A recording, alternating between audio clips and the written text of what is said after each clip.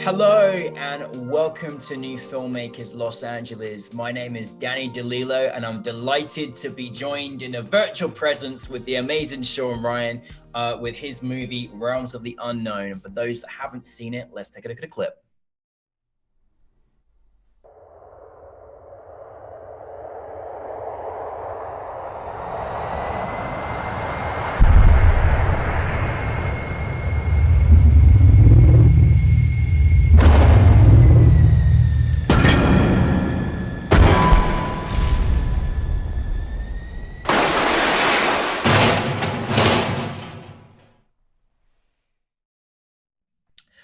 Sean, thank you for joining us today. I'm still thinking about your film. Like it affected me in such a way and amazing. But for those that haven't seen it, tell us a brief synopsis of your film. Yeah, of course, and thank you so much for having me. Basically, Realm of Unknowns is a experimental lo-fi dramatic short film, and it's really about this couple after they share their perplexing dreams in an uncertain future. They must decide whether to find a plan to solve their pregnancy issues despite having doubts on having a child. And we explore these two people, one being Frances. She's a former dancer and wants a child, but could still do, one grand finale. And Maurice, the partner, is, hesitant to become a father and still wants his partner to be fulfilled. And so it begins. It's so, honestly, I'm so glad you made this, Sean. And I love your artistic vision and in how you articulated the feelings of, these two people that love each other and are trying to get through this battle together. I mean, this actually sits home with me. It's existed in my family, and I know how tough this can be for a couple. For you personally, where did the inspiration come for you in deciding to create this into an actual film?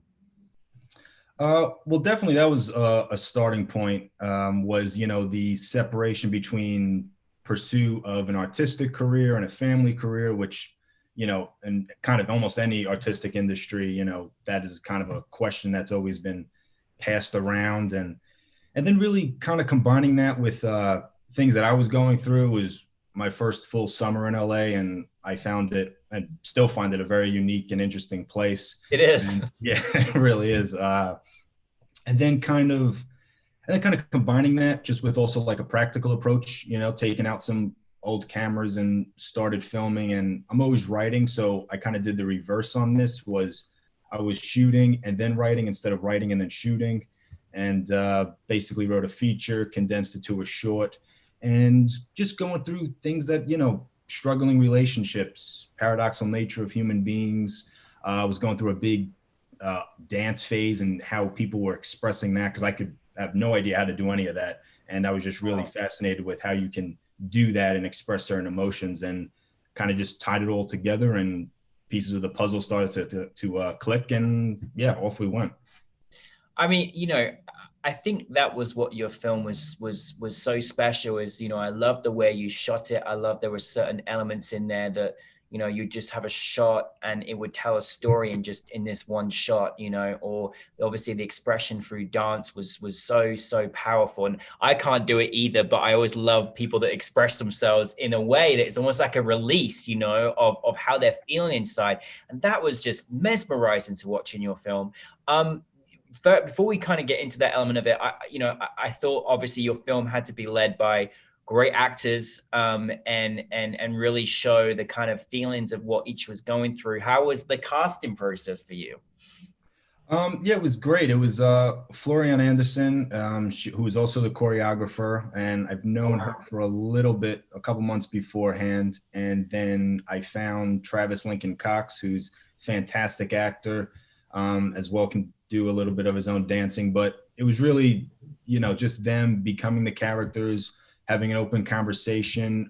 We rehearsed it a few times and just kind of, didn't really change too many things, but just getting that chemistry, getting that, because there's a lot going on. There's a lot of backstory between these two characters. And, I would give them scenes that weren't even in the short, and just kind of them, riffing off each other and just building that. And it kind of came together kind of quickly after that. And we just, and then we just went out and did it, and it I think turned out great. It really did. And I love these, you know, I always love when you have a subject and you know, you delve into it. Like I love the connectivity with nature, and I love the connectivity with dreams, and I love the connectivity with dance. Like, is that something that's part of what you like to do as a filmmaker and create yourself? Because I thought those elements were so symbolic to a lot of what the couple were going through. Yeah, I mean, I think definitely in terms of this was, you know, it's realm of unknowns. There's, you know, a lot of unknowns that are kind of happening. And I'm a big proponent of like happy accidents. You know, I like making kind of everything in preps just so when it comes to the day, you can just kind of go off with it and just kind of like, you know, this basic solid foundation, and then you can really just keep elevating it. So, there was some, you know, like you said, great symbolism when I was just shooting, and that kind of just started forming. And I was like, oh, okay, like I'm kind of, maybe it's my own obsessions of a dream or something of Mm-hmm. in this case, and telling a story, something through imagery and visuals. And then I was like, oh, okay, so maybe I'm filming something similar, you know, here, and it could be from Francis's point of view, and I'm filming something here and it's from Maurice's point of view. And Mm-hmm. they're the same, but they're also completely Yeah. different canvas and different area. And that's how the two voiceover montages came together, and the two voiceover dreamscape or subconsciouses or memories or however you want to interpret it. But, you know, in the beginning, in terms of dreams. And yeah, it was just kind of getting that. And I like, you know, the juxtaposition of different kind of elements and technicalities and creativity. And it was definitely something that was very prevalent on my mind during the making of this, and putting those all together and telling a story that way. Yeah, absolutely. Yeah. Well, you know, it's enjoyable because I watched it a few times, and I wanted to, because and every time I watched it, I got something new, or an element that I was like, oh yeah, I see, now I see that aspect. And I always love films that can do that to you. It's amazing. For you, I mean, listen, I was like watching the film and I thought, wow, Sean set himself some challenges in this film. Like, you know, there's just all the just interiors and exterior. I was like, how was that process? Like, what was the biggest challenge you kind of faced in making it? It's a good question. I would say kind of like, you know, originally, you know, I was just shooting, you know, I was wherever the case may be, LA or going out to the desert, or, you know, and just kind of getting footage and then getting what I was going through. So basically I was writing it and I had all these dreamy imagery and, you know, random stuff. And then when it came to writing it and then giving it to the actors, I only gave like, you know, Florian, I said, this is, you know, Francis's dream and her voiceover. And that when it came to Travis and for the character Maurice, I was like, this is his dream and this is his voiceover. So I didn't have them share it. And it was just very interesting seeing them come together in that kind of sense. And then I would say definitely the dance was challenging, just for Yeah. practicality. You know, it was getting hot. It was, you know, pushing like 100 or something during that Oh, day. wow. And different, you know, it was a different texture, you know, rehearse the dance and kind of going for this classical waltz, but with a modernity to it. And out there it was, you know, seashells and it was soft and everything. So we just kind of had to keep pushing through, and she definitely did that and, you know, kept to the ground in the basic framework of it. But having that, I think just definitely shooting something even before we actually shot something was very interesting and completely new to me, which was really fascinating. And you go in saying like, oh, can this work? You know, I'm not sure. And I like that. I like being challenged. I don't want to go into something saying, oh, I can reference, you know, A, B, and C to, you know, D, E, and F. Like I want to go in, you know, having a little, you know, are we going to pull this off? Yeah. And then everybody brings it to the table. And I like that feeling. Well, I listen, Sean, I get the vibes from you that if you apply your mind to anything, you can make it happen and work, you know, like I really do. And I do love that you know, it's such a wondrous thing as a filmmaker to challenge yourself. Like, you know, this element of dance was so powerful. Like I was so moved. It was amazing because the reason is because in couples, like, you know, when couples go through what they're going through in terms of work, dreams, ambitions, having you know, having children, all those things, like you can't always express in the words that you have in relationship, with each other, and, your dreams, your feelings, your insides, what's going on in your mind, dance, like all of that just enhanced. And I was like, every couple should watch this, like to sort of help understand each other and realize that, we can kind of work through a lot of things, and, and love's still there if we can't articulate it together. And I love that you did that. And I'm just curious for you, what did you kind of want your audience to take from your film?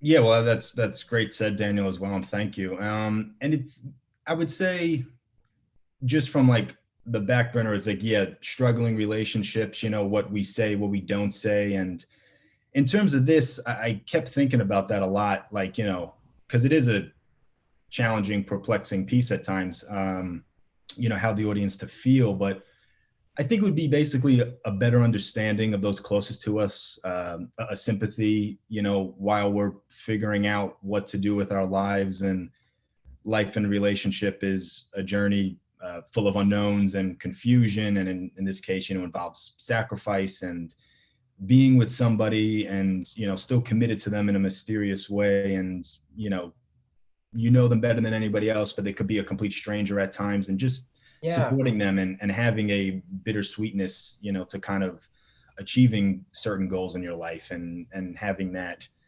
understanding, of people. That's something that I'm just fascinated with, is people and just human condition through the cinematic language, and how we can do it differently. And, in this case, in terms of dance and everything. No, it's amazing. I really love it. And I think we're too quick in this day and age to really not try and understand, enough, or maybe go into so much detail to sort of really truly learn about each other and learn about ourselves, and maybe take ourselves out of ourselves, and, understand, circumstances and what one can go through. And we kind of give up too easily. And I love that there was this element of just, let's work through each other, and let's, try and do better and be better. And it was just powerful. I love your work, Sean. I'm a big fan. I can't wait to see more of the work. So does lead me to say, what is next for you? Right now, I just finished doing another short film. It's called Rewind Your Mind. It's a nocturnal fever dream thriller, and we shot it all on VHS tape and everything. So, oh, wow. But kind Great. Of a little quarantine experiment as well. And well, putting that out into the world. And I've always wanted to tackle the horror genre. Nice. I finally cracked an idea from an original concept that I had a couple years ago. And so I'm in the middle of writing that feature, and I'll be done by the end of the year with that. And pretty excited to kind of get that in the world and move the ball rolling, and just, always out there just creating and just getting it out there, and just exploring things that are fascinating to me and things that are still unknown to me, and kind of walk away with a better understanding of it. So, yeah.